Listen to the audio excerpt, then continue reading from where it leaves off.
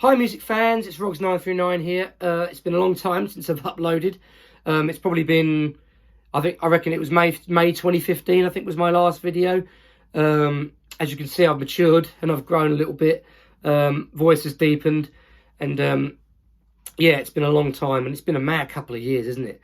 With COVID and everything that's been going on. So it's just great to be back.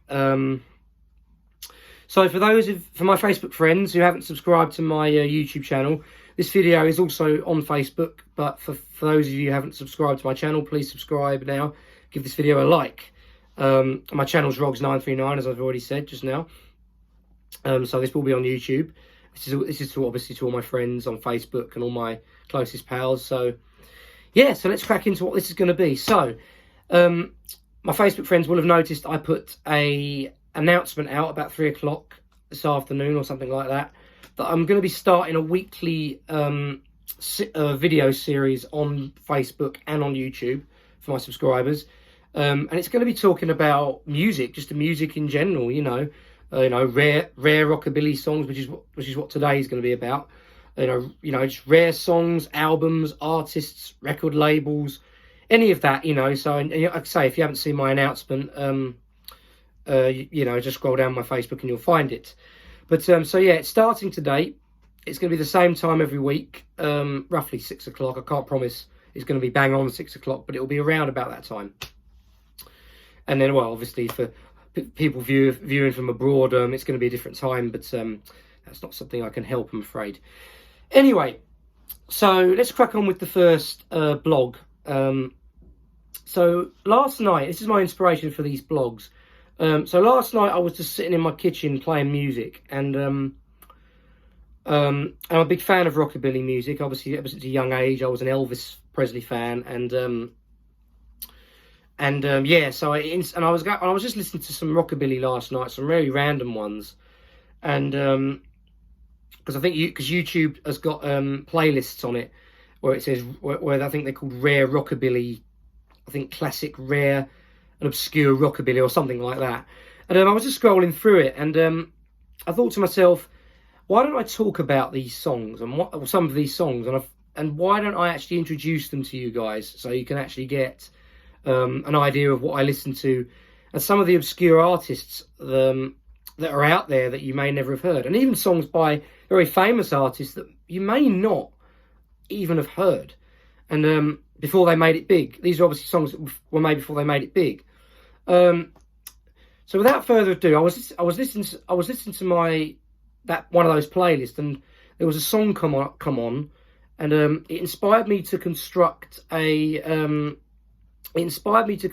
list of rare rockabilly songs, my top 10 favourite rare rockabilly songs, and some of them were on that list, and some of them I knew already. But yeah, no, I think it's really, really important that people know about these songs. Anyway, enough rambling on. I'm going to get into it. So for number 10, I'm going to start off with the song.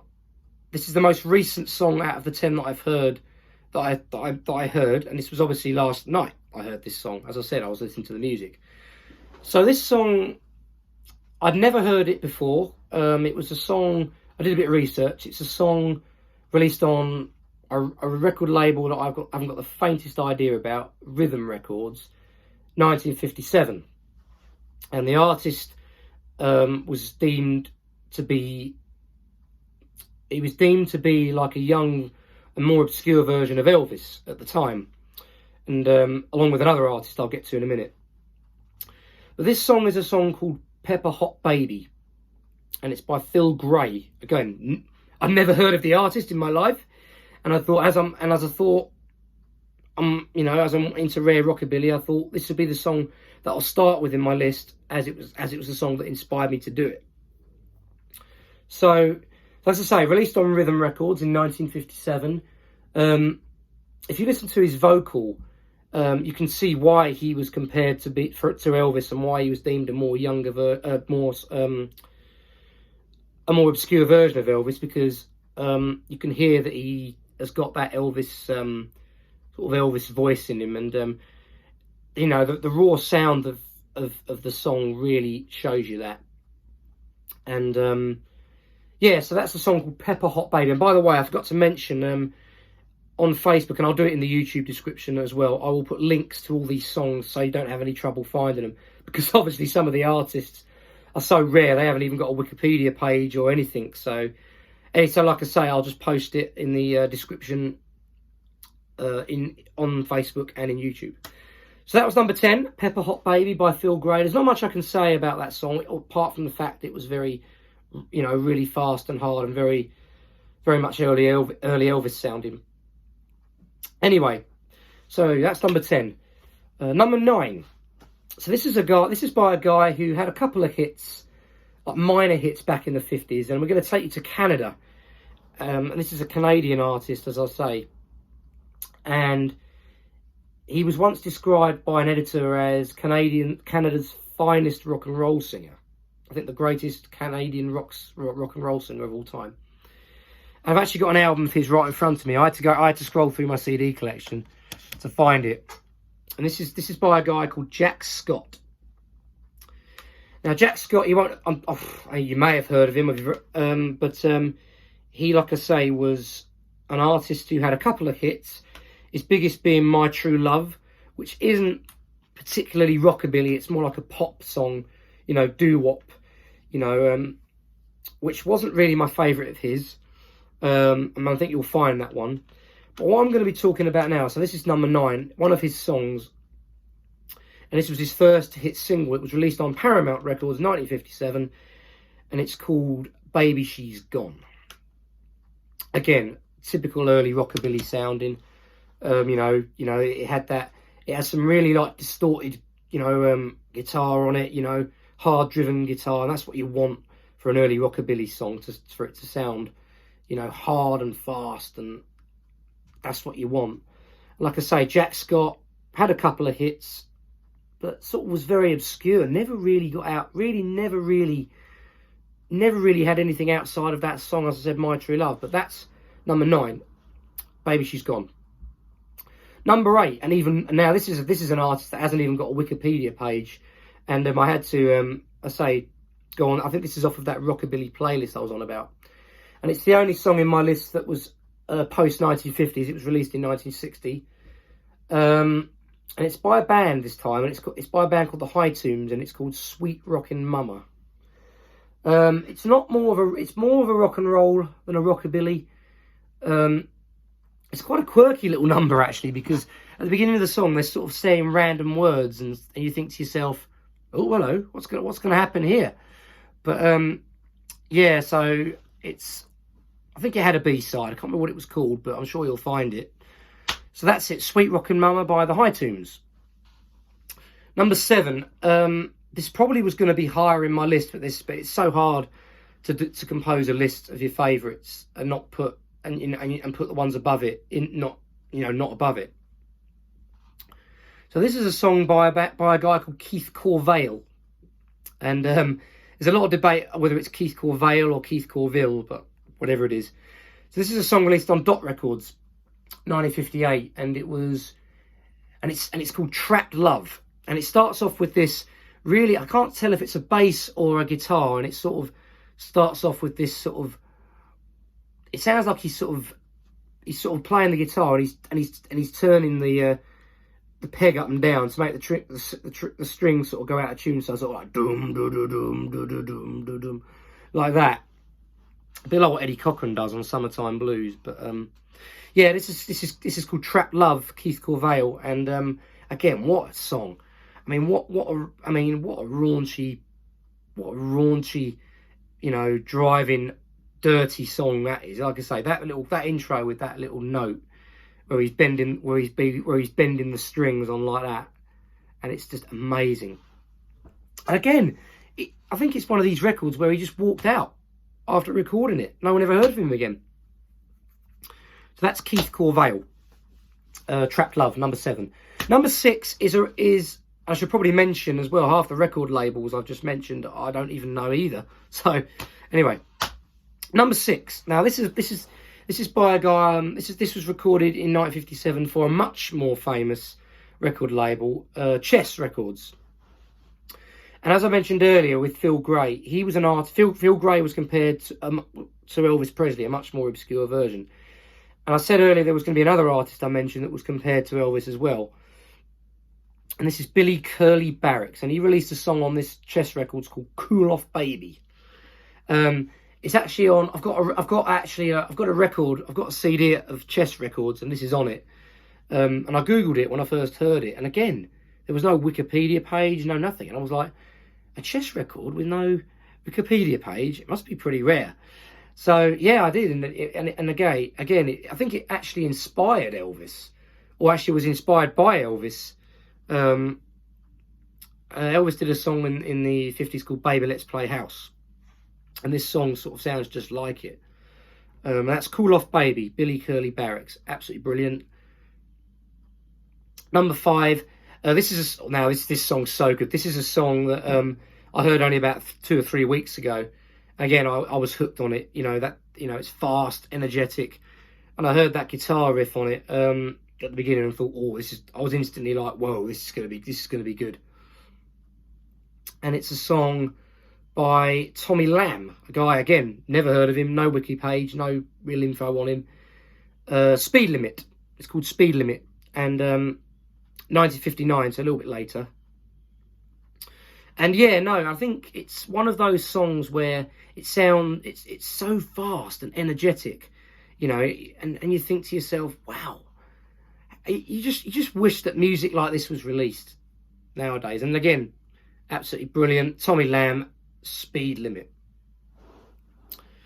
Now we're starting to get to the higher parts of the list now, and we're starting to get. I'm going to name some artists now that are a little bit more mainstream. You may have heard about them a little bit. So number 4, this is by a singer who was originally a country singer. We started out as a country singer, and he had a couple of hits, I think, just like Jack Scott. But he was a country singer originally. And this is a song, this is by an artist called Charlie Feathers. You may have heard that name floating around if you're any Rockabilly fans out there.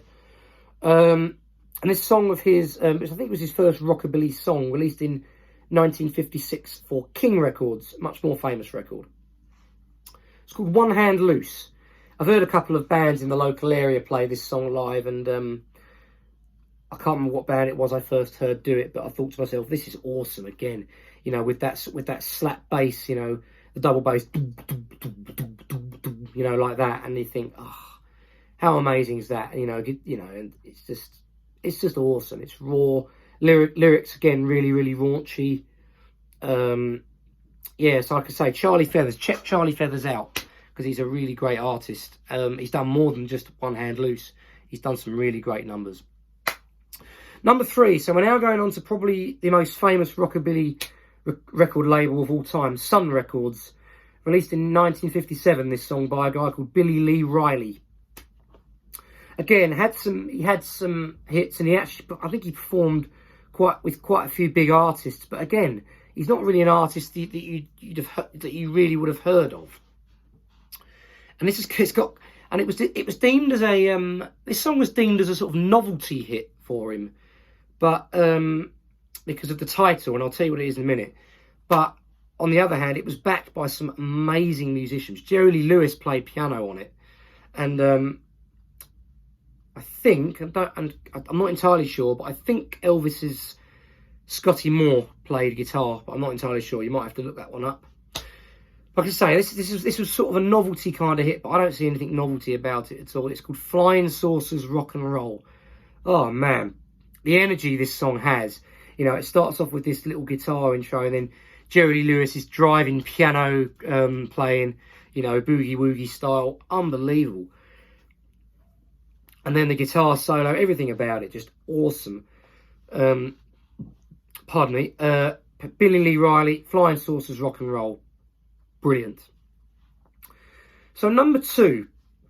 So this is by an again as I said earlier, this is now all the top 3 are going to be released on the Sun label.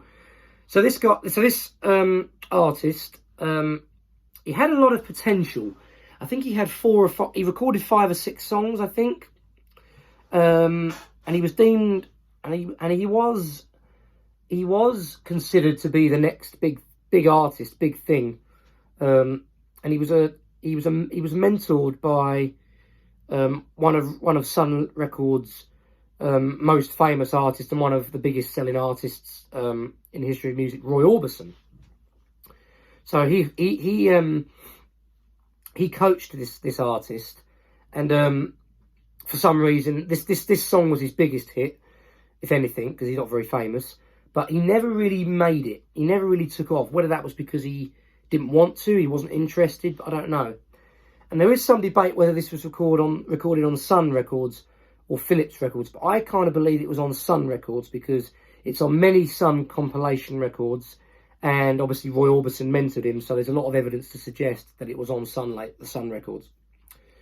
Anyway, I haven't told you what the artist's name is. This is by a guy called Ken Cook. So Ken Cook, as I say, very young, upcoming, talented and promising young rockabilly singer. And he recorded a couple of songs, this being his biggest hit. And I think Roy Orbison actually recorded this song for his first album released on Sun Records itself. And this is a song called Don't Be Running Wild, in brackets, Problem Child. Again, the reason this is number 2 is because number 1 is probably my favourite rockabilly song of all time, and I'll get to that in a minute. But number 2, it could easily have been number 1 because it's so energetic, you know. And you think to yourself, how did Ken Cook not make it so big? Because this song was awesome. It had this amazing power, you know. Great guitar work by, I think, Scotty Moore again, but I'm not sure.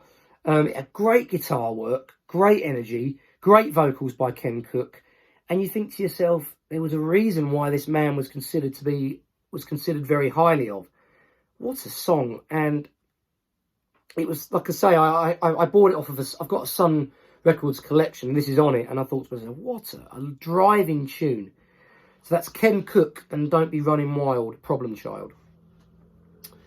But number 1, I just mentioned Roy Orbison, and like I say, I'm kind of cheating a bit because the artist isn't exactly obscure. Roy Orbison had many hits, you know, ranging from Pretty Woman, Only the Lonely, In Dreams. If you go into the 80s, You Got It. You had things like Runnin Scared, Ooby Dooby, released on Sun, which was his first hit, and many, many more. But this song, also released on Sun, is probably my favourite rockabilly song, or, well, certainly one of my favourite rockabilly songs of all time. And the reason, and it's number 1 on this list because people have never heard it, or many people have never heard it, and it's just one of these songs that, oh my word, the energy it has. So this again was released on the Sun Late Records in 1957 by Roy Orbison, and it's called Domino, or some people might say it's called Cat Called Domino, or one of the two. But this song, the driving force behind it, you know, it starts off with this guitar, dum dum dum, then all of a sudden you've got the slap bass again coming in from whoever, I don't know who it is, but it's like it's just the energy behind it. And then Roy Orbison comes in with the distinctive voice of "There's a cat in town and you must know." And honestly, listen to it. Like I say, the links to all these songs will be in the description. And please listen to it. I mean, the guitar work as well. And geez, it's just so good. And people don't realise how well Roy Orbison could do rockabilly. Man, it's unbelievable. But anyway, that's my top 10 rare rockabilly songs, and please leave in the comments section below on YouTube or on Facebook, if you're on Facebook, what your favourite, which of these is your favourite after you've listened to them. So listen in the comments after you've listened to them, which is your favourite, and let me know, and obviously I'll be reading through them and yeah, next week's blog, I'm yet to decide what next week's blog will be about. Yeah, guys, I hope you've enjoyed this blog. Like I say, this is the first of a weekly series of, like I say, 20 minutes or so blogs. And it'll be every Thursday, around about this sort of time, early evening. And yeah, no, thanks for watching. And give the video a like, subscribe to my YouTube channel, and enjoy your rockabilly songs. Enjoy these rockabilly songs. And one thing I can say is peace out, keep listening to music, and rock on. All right, cheers, guys. See you next week. Bye-bye.